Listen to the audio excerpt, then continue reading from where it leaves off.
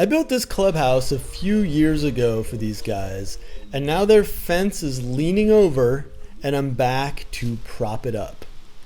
The American poet Robert Frost is often credited with the line, in general point of view, that good fences make good neighbors. You hear that all the time, right? Well, since my job was to rectify a not-so-good fence, I found myself rereading Frost's poem.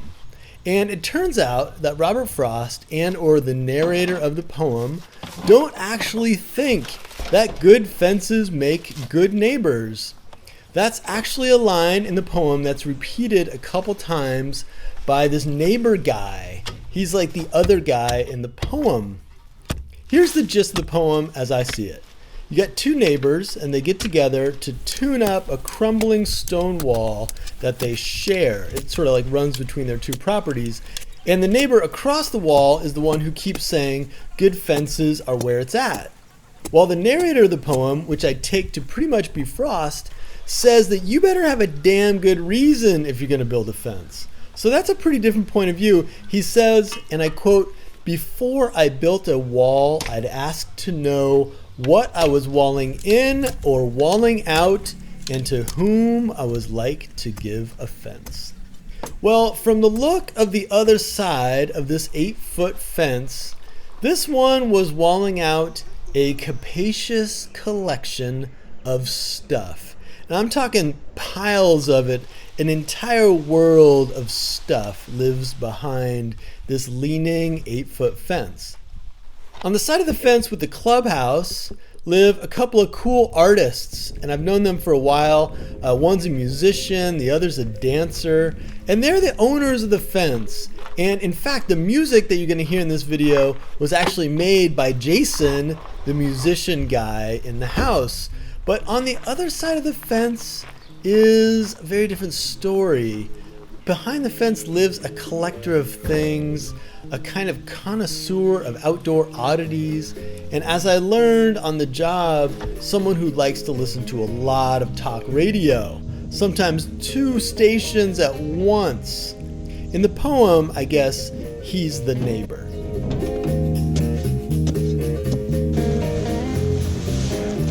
As the story goes about this fence, it became a sort of resource for the neighbor as he started back a few years ago to lean things against the fence. And then the fence leaned too, and he roped it to a few trees, but that didn't do the trick, and the fence leaned even more. It never fell over, but it's pretty wibbly wobbly. Coming to power, they've been doing so on a time economically clear, keeping them down that their destiny was something greater. And that sort of fear, or we really do need to keep in mind. Now, I quickly found 3 more reasons why the fence had gone all Leaning Tower of Pisa on us. Number 1 is that there were no gaps between the fence pickets or the vertical boards, and that made this fence into an 8-foot high, 50-foot long sail to catch the wind. The wind here comes out of the west, and this fence is leaning to the east. No surprise. Number 2 is that the posts were untreated. And untreated wood pretty much invites rot when it's stuck in the ground, especially if the ground is wet like it is here. Okay, number 3 reason is that the concrete each post was buried with was never actually set. And this is kind of crazy. I doubt that water was even added to it in the first place. Now, typically when you dig out a fence post, you get big old chunks of concrete coming out, usually attached to the post. But in this case, the stuff was still powdery, and no piece of set concrete was even bigger than a plum.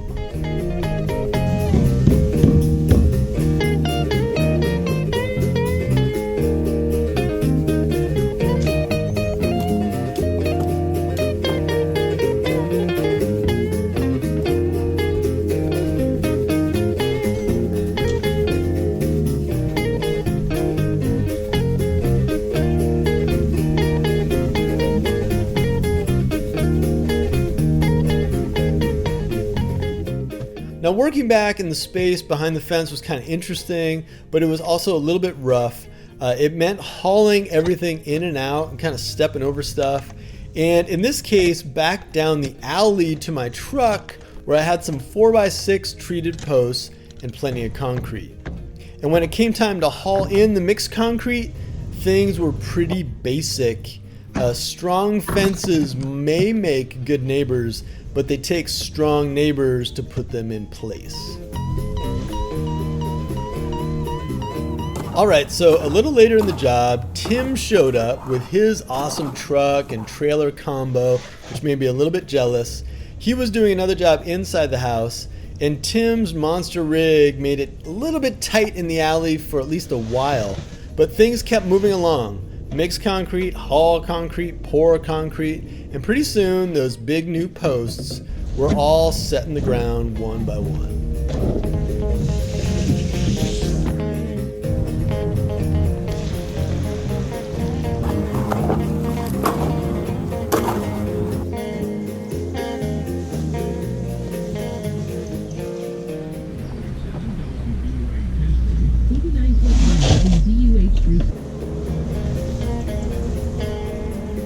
Okay, so this project did not just have to do with straightening the leaning 8-foot fence. There was a little more to it. And as the concrete hardened on those big old posts, I got to replacing a couple of the gates and the rotted posts that were holding them in place. You can see that this gate was both sprung and hitting on the bottom an old post that had been cut off but was still sticking up out of the ground.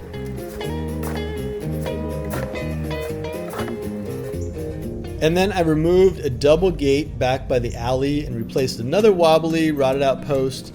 For these shorter guys, I reattached the old fences to the new posts before pouring the concrete, just to keep the post plumb and in exactly the right place.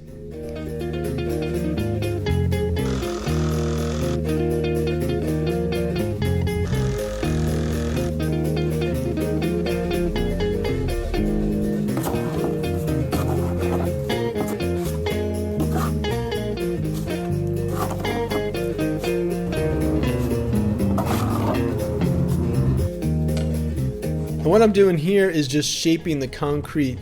Ideally, you shape it so that it's a little bit higher up against the post, which will keep the water off the wood. Okay, time for a set change. I took those old nasty gates back to my place to recreate them with new pressure-treated 2x4s and new cedar pickets. I guess I could have made them on site, but I'm trying to break in my new shop a little bit. And it's also ideal to have a solid level surface to build a gate on. At least that's my preference.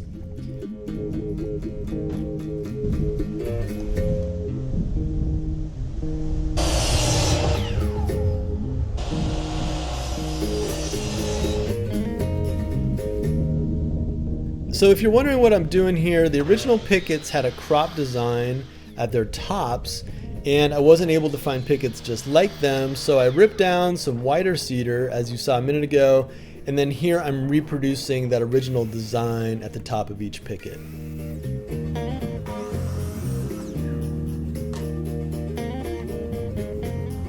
Alright, so I'm basing the new gates on the originals, so I laid them out side by side to get all the members in just the right places, but I also wanted to build the new ones better. So you'll see that I use coated outdoor decking screws at a few key moments.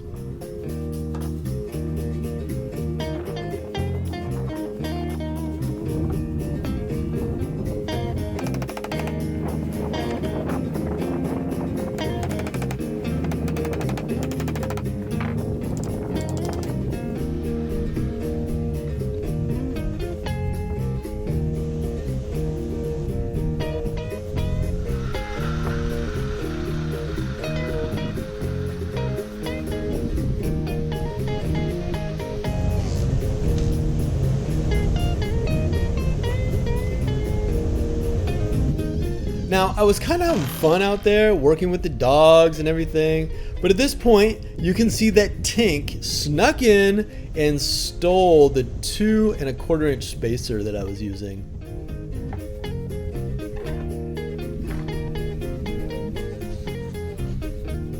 And this is what I wanted to show you. Originally, the cross piece was just nailed in place, and it both split the wood and easily came loose. That's why I pre-drill and screw in those cross braces.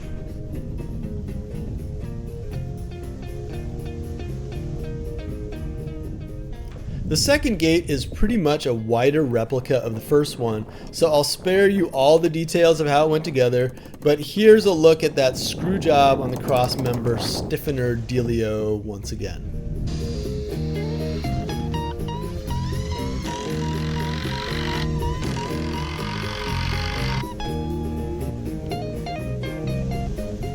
Okay, so back at the house, I installed the two gates, taking some time to make sure they were whisper smooth, opening and closing and all that. Smooth gates make smooth neighbors.